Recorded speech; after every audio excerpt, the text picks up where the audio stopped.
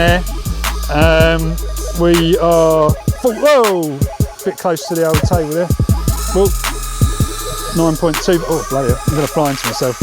Right guys, welcome back to the channel. So today I'm messing around with drones again. And what I'm going to do today, I'm going to try and make a ultra high capacity battery, flight battery for the drone. So this is my little quad, it's a micro, it runs on pretty small batteries. Let's try and show you the batteries it runs on.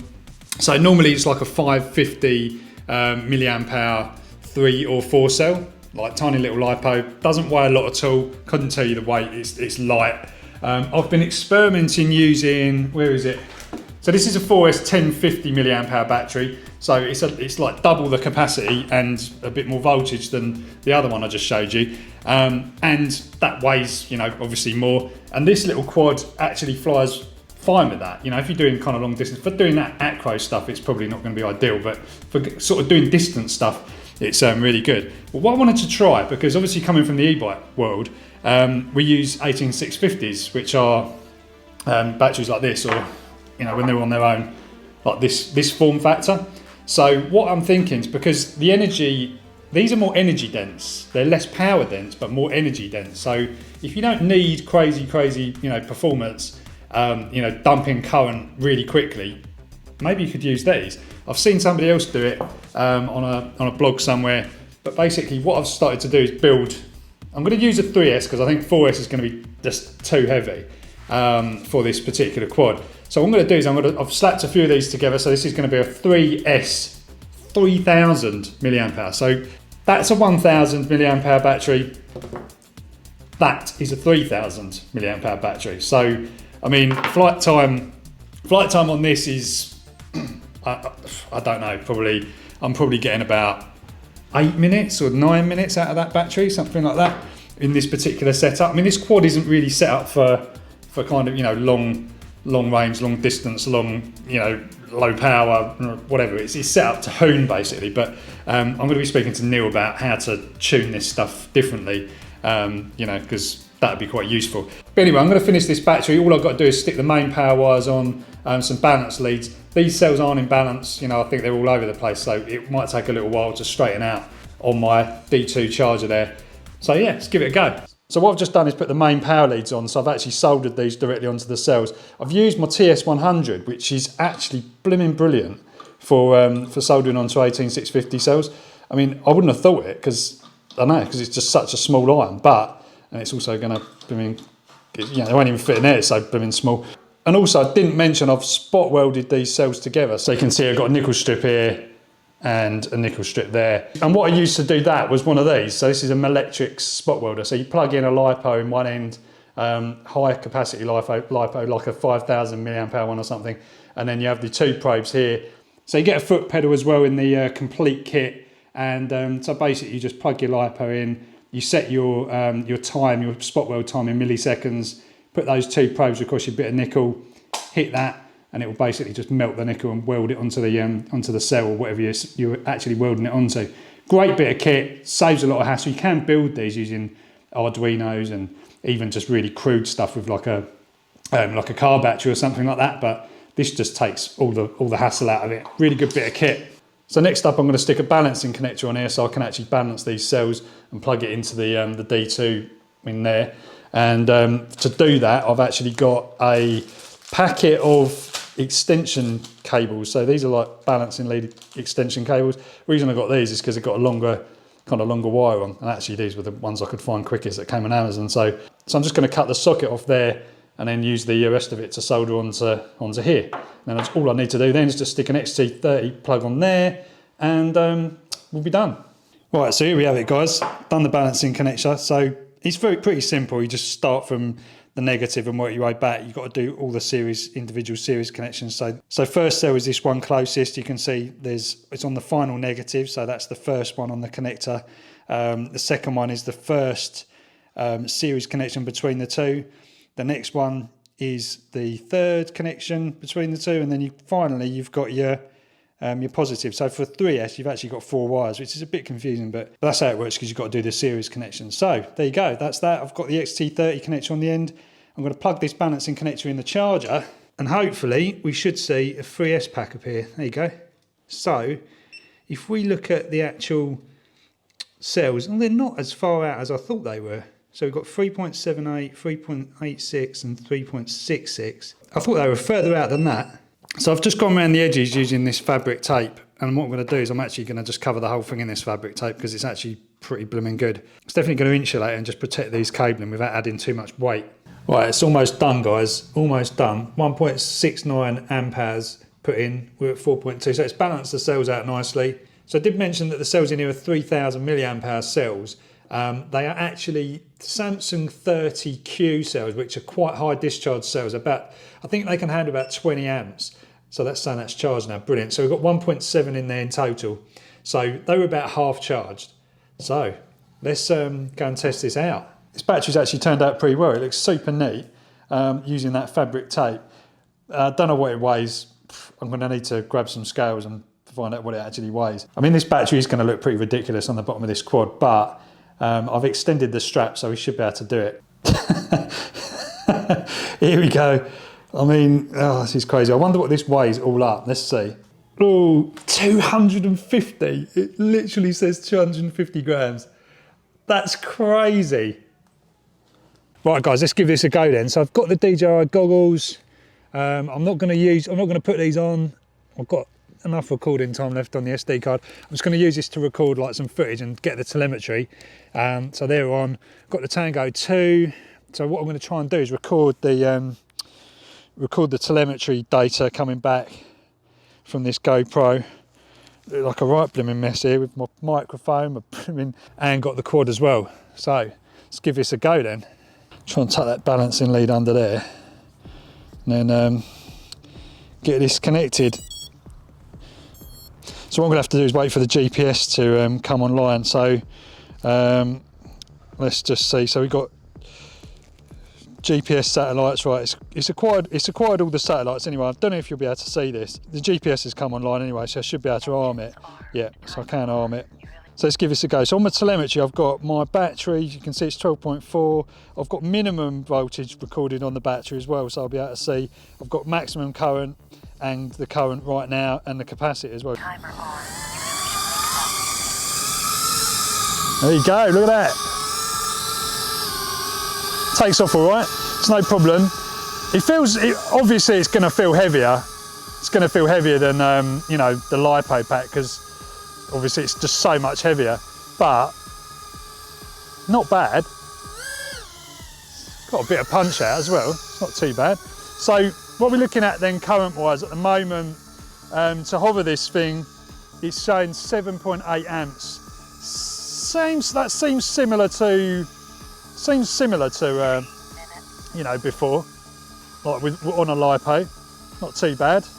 14.5 amps that climb out was about 14 and a half amps. So, you know, fairly kind of normal kind of performance. I haven't got an overall timer on this radio at the moment. I've basically got it set up.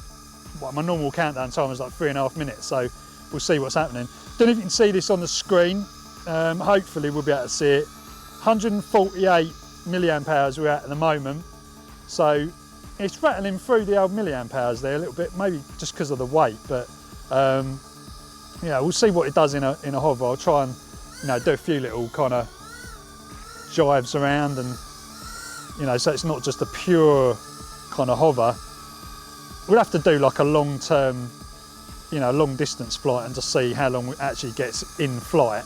But we're up to 211 capacity, 211 milliamp hour. Maximum current reached was 14.5. Lowest voltage was 11.1. We're at 11.2 now, just in a hover, so not too bad.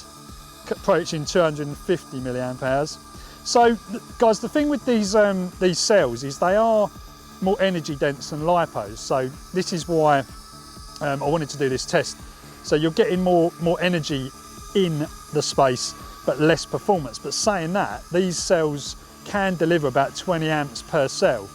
So, you know, 20 amps peak, and they'll probably do more as well without too much of a voltage sag. So whilst they can't deliver huge currents that LiPos can for a lightweight, they can sustain a pretty high current you know, for a short period of time.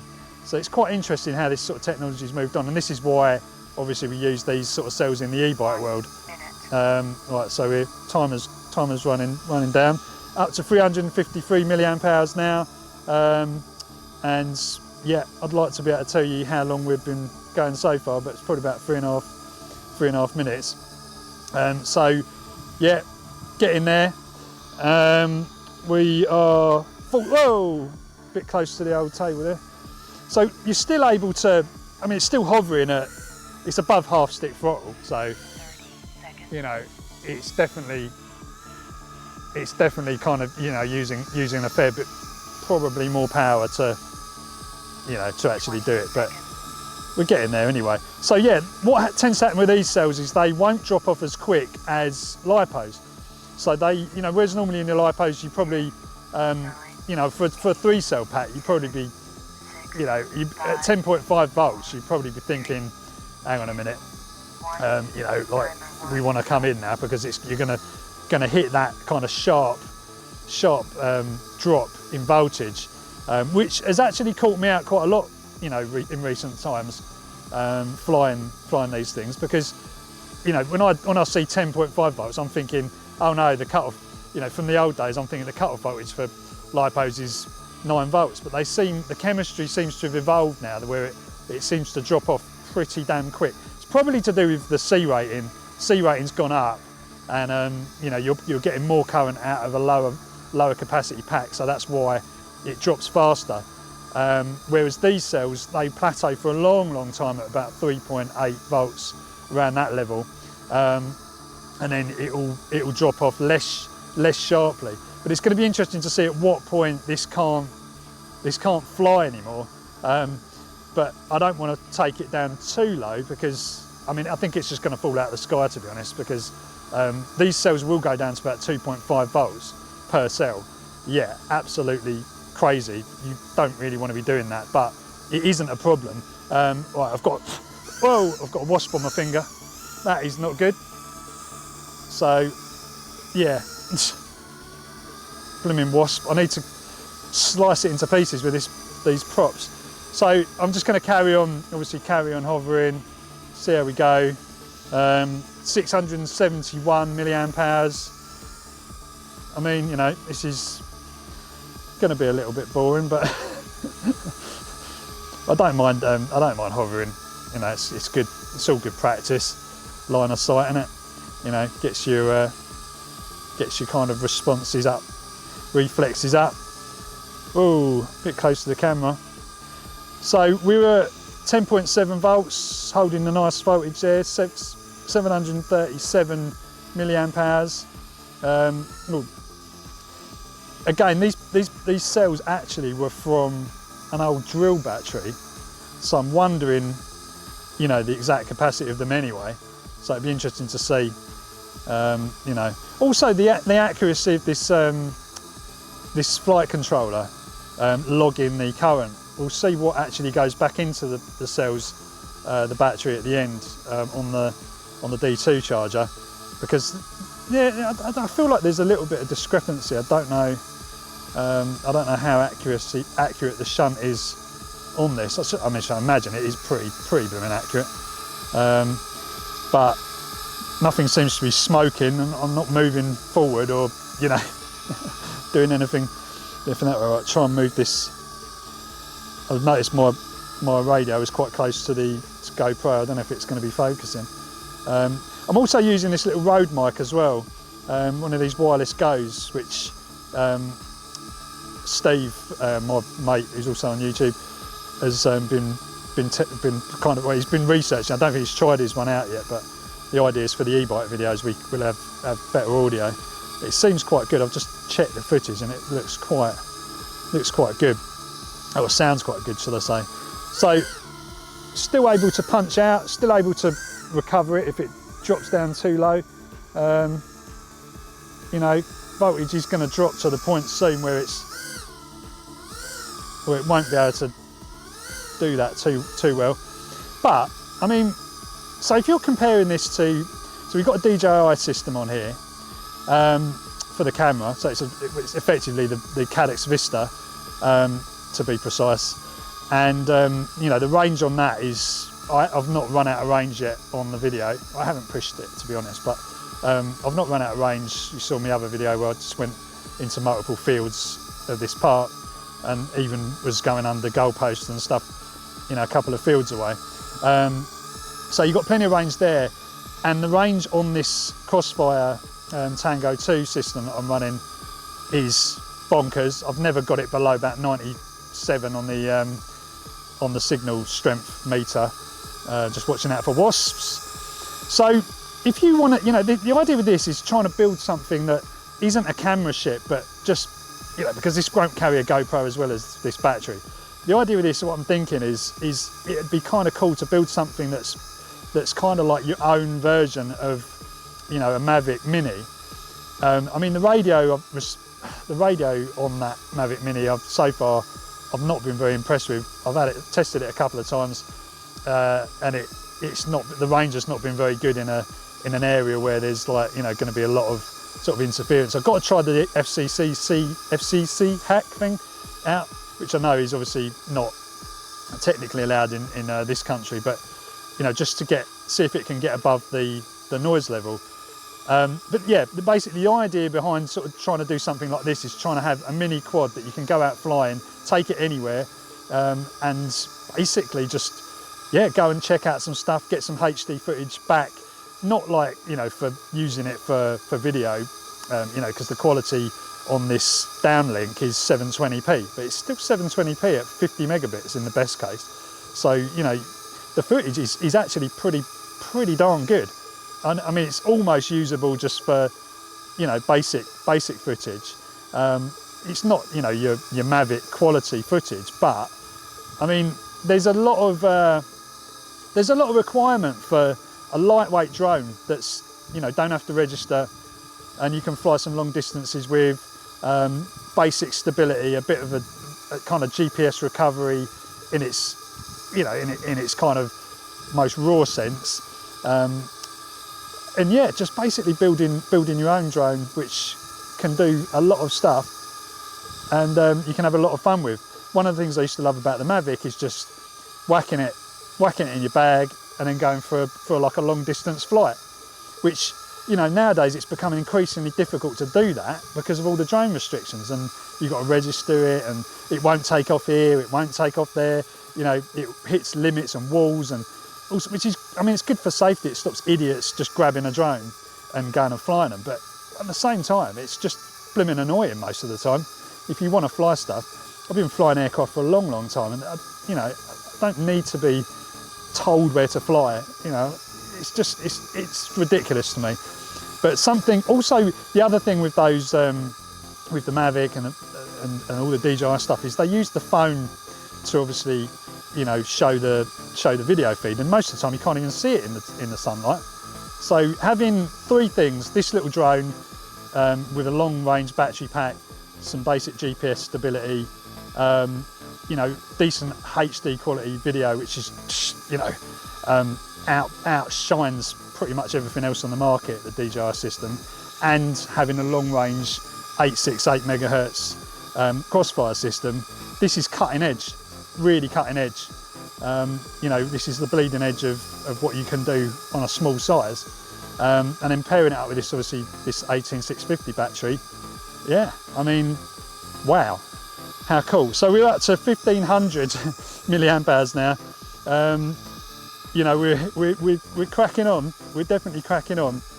So I'm not sure what the flight time is in total at the moment, but we're still showing. So we're down to 9.5 volts on the lowest point.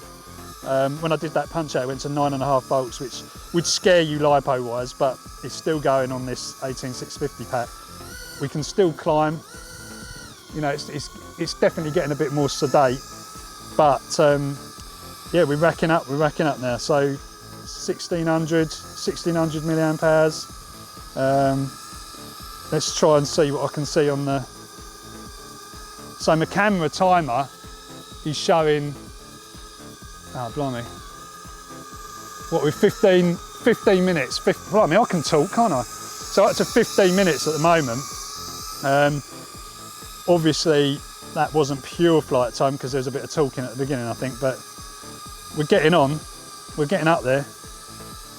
So still going, 9.5 volts. See what I mean about we're not back up to 9.6 now. So see what I mean about them holding their voltages, these cells holding the voltage really well. Let's just carry on hovering. I mean, you know, if I was doing this, I wouldn't want to be flying or hovering this long normally.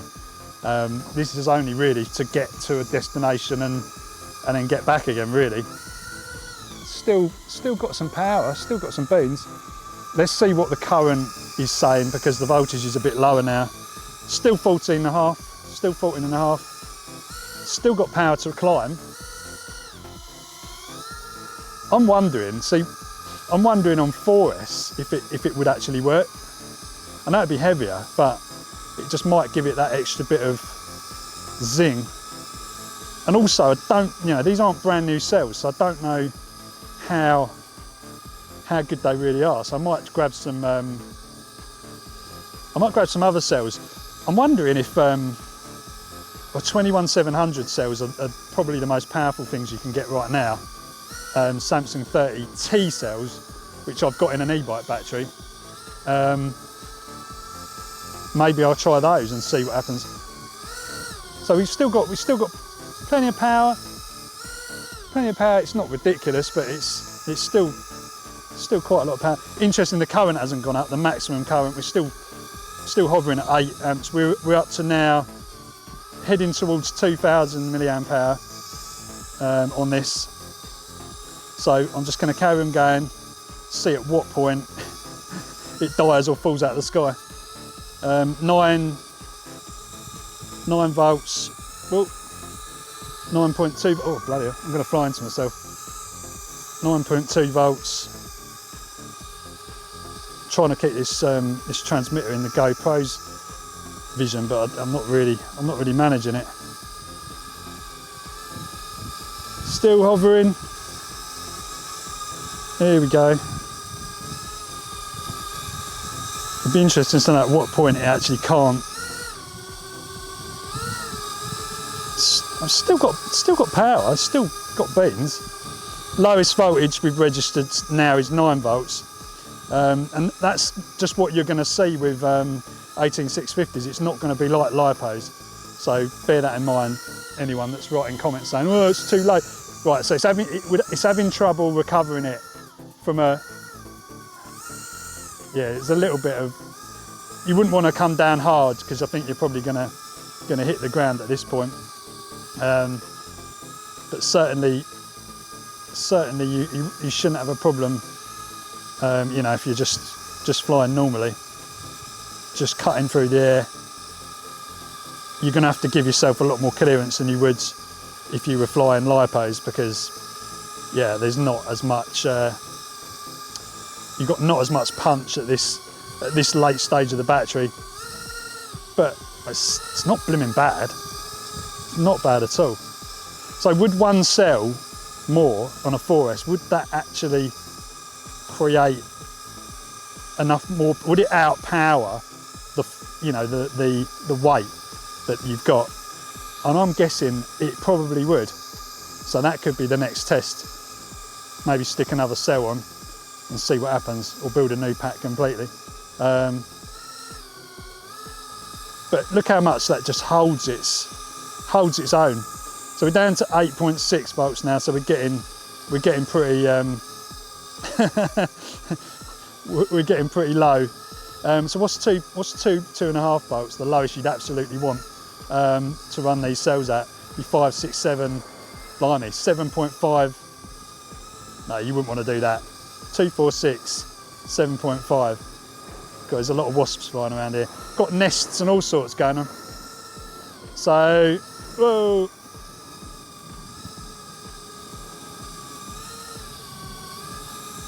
Blimey.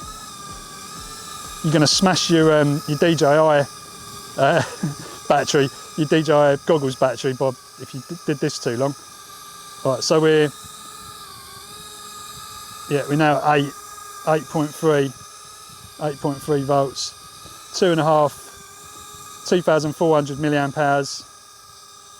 and I'm guessing we're somewhere around the 20-minute mark. Definitely. Oh, something on my neck. I'm gonna have to let you fly off for a minute. Oh, it's not got a lot of climbing power now. It's pretty sedate. So, I mean, we'll run it till it can't really hold itself anymore, but I think we're going to be approaching. Still climbing. No, we're getting to the point now. Right, I'm at full throttle now, full stick. Still climbing a bit, but yeah, definitely getting towards the limit now. 7.7. I think we're going to be, yeah. Right, I'm going to land it because it's virtually, yeah, it's going to drop, and we don't want to take these batteries right down. So gone straight back up to 8.4 volts, climbing up there, and there you go, it's climbing up. 2.5 amp hours of battery used. I don't know. We're at 22 minutes on the camera, so I'm guessing that's about 20 minutes. It's pretty crazy. It is pretty crazy. Right, so there we go. Can you see this? RX bat 8.8. That was when I turned it off. The lowest battery is 7.6, which is too low. Total 2574 milliamp hours, and maximum current 14.5. So, I mean, it ain't bad. There you have it. What's the verdict? So got the little battery charging. It's almost done now. 2.54 amp hours. So that's kind of what we were seeing in the, in the flight controller data. So yeah, it's pretty accurate. Right, interesting. That noise, by the way, is my charger, the D2 charger, charging all the batteries up again, because I'm about to go and take this for a longer rip and see how far I can actually get. I'm a little bit nervous about this because I haven't really pushed this crossfire system that far as yet. I've done like kind of a couple of fields and done all that sort of stuff, but I haven't kind of gone further. So I'm going to take it a little bit further. I'm going to try and add the footage in after this. But overall, I'm really impressed with this little experiment so far, because it means you can just build something, build a quite a high capacity battery without much drama. I mean, it's a lot easier than building a LiPo pack for sure. And you can build something, although it's, heavier, it's actually more on the energy dense side of things. So you can actually build something that can fly quite a long way, and combine it with Crossfire and the DJI HD video downlink. I mean, this is something quite interesting. This is something that's going to perform better probably than something commercial that you could actually buy, and that's what I'm really interested in, like kind of going longer distances, going to check out stuff, having a look at scenery. Like if I go to a new place, sometimes I want to go and check out the area and use like the drone to do that and fly off a mile or something in that direction. You can't really do that with a racing drone unless you've got a bigger battery. It's just really interesting. There's also this model coming out called a Flywheel Explorer, which kind of does this as a bind and fly model. So you just basically just get this thing out of the box, bind it to your Crossfire radio. I think it's available in different radio configurations or with different receivers. So whatever radio you've got, you can use it with that. But it is available as a Crossfire setup, so you could potentially just buy that. It's got GPS. It's got the got the Cadex Vista on board, which if you mod will kick out 700 milliwatts. So it's going to give you a hell of a good range, on that frequency. Also, you can mount. So it would probably be easier to mount this sort of battery on that Flywheel chassis because it's actually the battery's mounted on the top, and it's more like this kind of. It's more like this kind of design. This is I can't remember what this is. Grep RC Phoenix, I think this is. But yeah, basically this sort of thing. So your battery's up the top. This one, the battery's on the bottom. But you get the idea. It's this sort of like long, kind of frame design. Anyway, also surprising about the weight. This all up is 250 grams, pretty much on the nail. So again, this is kind of like meant to be. So anyway, the fans on the charger's just kicked in. I'm going to go for a bit of a fly, try and do a bit more long distance, capture some footage, and I'll whack it at the end of the video. Hope you enjoyed this one, guys. More experiments soon. Catch you in the next one.